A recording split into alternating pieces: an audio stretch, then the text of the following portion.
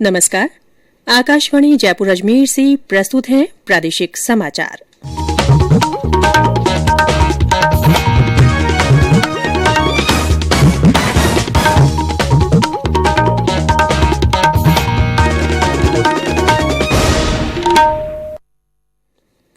समाचारों के साथ मैं रितिका गुप्ता।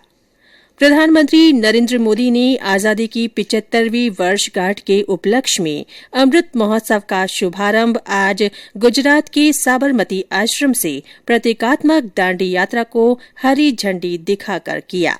इस अवसर पर श्री मोदी ने कहा कि ये महोत्सव राष्ट्र जागरण का महोत्सव है। उन्होंने कहा कि दांडी यात्रा के उस क्षण को पुनर्जीवित करने का ये प्रयास देश को आत्मनिर्भर बनाने की कड़ी का ही अंग है। इस मौके पर श्री मोदी ने अमृत महोत्सव वेबसाइट का भी शुभारंभ किया।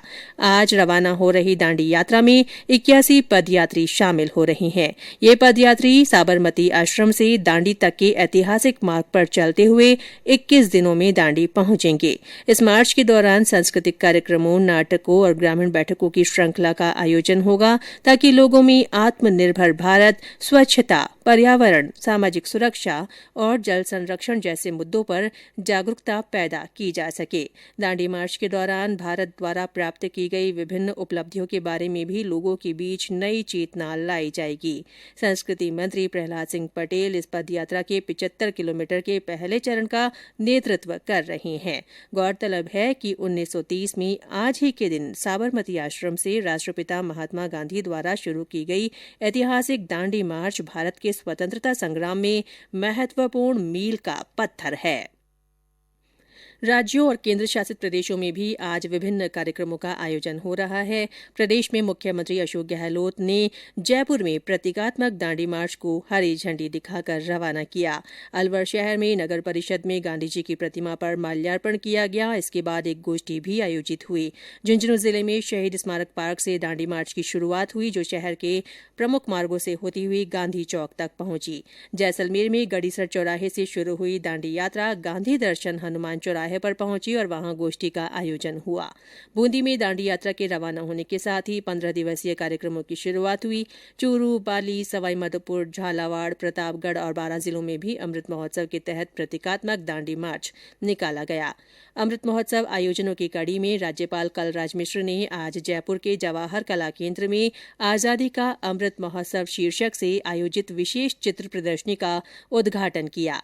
उद्घाटन के बाद मीडिया से बातचीत में श्री मिश्र ने कहा कि आजादी के संग्राम की कहानी हर नागरिक को प्रेरणा देने वाली है। सूचना और प्रसारण मंत्रालय के प्रादेशिक लोक संपर्क ब्यूरो की ओर से ये प्रदर्शनी लगाई गई है। 16 मार्च तक चलने वाले इस आयोजन के दौरान रोजाना भारतीय स्वाधीनता संग्राम पर आधारित क्विज प्रतियोगिता और पेंटिंग प्रतियोगिता का आयोजन होगा।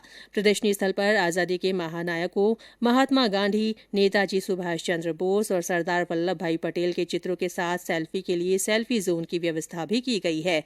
ऐसी ही 2 अन्य प्रदर्शनियां भीलवाड़ा और नसीराबाद में आयोजित की जा रही हैं। प्रदेश में आज से एक बार फिर व्यापक स्तर पर कोरोना टीकाकरण अभियान शुरू हो गया है। पूरे राज्य में आज लगभग 2000 से ज्यादा टीकाकरण सत्र आयोजित किए जाने का कार्यक्रम है। इधर देश भर में अब तक 2,61,64,000 लोगों का कोविड टीकाकरण किया जा चुका है।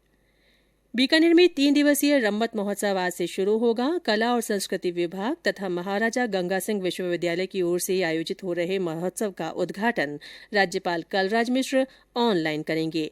होली के अवसर पर होने वाली रम्मतें बीकानेरी लोक संस्कृति का प्रमुख अंग है। भारत और इंग्लैंड के बीच 5 2020 अंतर्राष्ट्रीय क्रिकेट मैचों की श्रृंखला का पहला मैच आज अहमदाबाद के नरेंद्र मोदी स्टेडियम में खेला जाएगा। ये मैच शाम 7 बजे से शुरू होगा। इस मैच का आंखों देखा हाल आकाशवाणी से शाम 6:30 बजे से सुना जा सकेगा। राज्य में सक्रिय हुए पश्चिमी विक्षोभ के चलते कई जिलों में मौसम में बदलाव आया है। आज सुबह बूंदी में हल्की और मध्यम बरसात हुई। बारां में भी बादलों की गर्जना के साथ हल्की बारिश हुई। सवाईमाधोपुर जिला मुख्यालय सहित आसपास के स्थानों पर हल्की बूंदाबांदी हुई। वहीं राजधानी जयपुर में सुबह से ही आंशिक बादल छाए हुए हैं। और अंत में कोरोना जागरूकता संदेश। कोविड-19 से बचाव और सुरक्षित रहने के 3 उपाय।